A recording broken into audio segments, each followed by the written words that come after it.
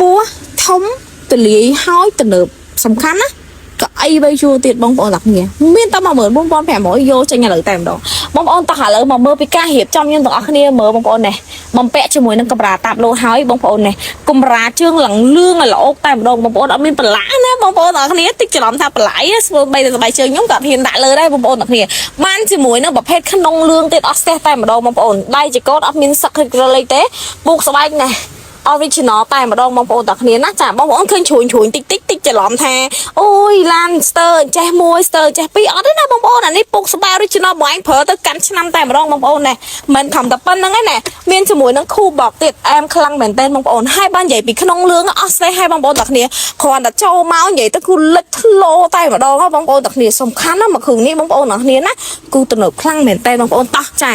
Land Cruiser ឆ្នាំផលិត2008បងប្អូន upgrade ឡើង015ហើយរឿងស្រាយចេះបងប្អូនតាគ្នាចាបងប្អូនមើលមុខមាត់គេមើលស្អាតអត់បងប្អូនណាខ្ញុំបញ្ជាក់ជូនបងមិនមែនយកប្រភេទឡានប៉ះបុកយកមកតឡើងមុខទេណាអត់ទេណាបញ្ជាក់ជូនតែម្ដងប្រភេទឡានចាសនំដែលគេយកមកឡើងបងប្អូនតាគ្នាចង់បានប្រភេទឡានសនំចាយកមកឡើងបងប្អូនអញមកមើលទីតាំងនេះបានបងប្អូនណារ៉ូស៊ីដោយស្មោះត្រង់រ៉ូស៊ីដោយគុណភាពចារ៉ូស៊ីដោយទំនុកខុសត្រូវខ្ពស់ខ្លាំងមែនតើបងប្អូនតាគ្នាទីតាំងនេះបងប្អូនសំខាន់គឺអាចធ្វើការរំលោះបានទៀតតម្លៃពេញ40000ស្ដើងកាន់14500ដកចេញឥឡូវតែម្ដងបងប្អូនតាគ្នាតែថ្ងៃហ្នឹងខ្ញុំមិនដាក់ឲ្យបងប្អូនមកគ្រឿងទេខ្ញុំសុំដាក់ឲ្យមកគ្រឿងទៀតបងប្អូន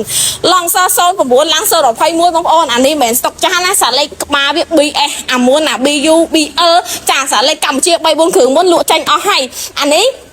គឺមានតែមួយនឹងកត់តោះឥឡូវចូលមកមើលពីគុណភាពចូលមកមើលពីផិនភាគឡានជាក់ស្ដែងសតែមួយគ្រឿងនេះមិនមែនឡានស្ទើទេបងប្អូនអ្នកគ្នាគឺស្តុកថ្មីដែលទើបតែធ្វើការកាត់ចូលមកបានណាបងប្អូនអ្នកគ្នាស្រឡាញ់ពេញចិត្តតោះលក់09ឡើង